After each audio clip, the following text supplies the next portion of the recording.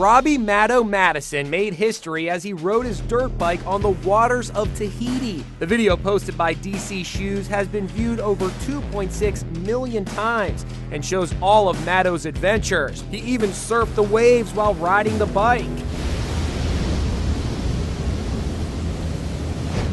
For 2 years, Robbie has been practicing to surf using his motorbike, and now he finally made it into a reality. When a fan asked him on Twitter how many times he failed, he tweeted, "Enough times to seriously consider quitting."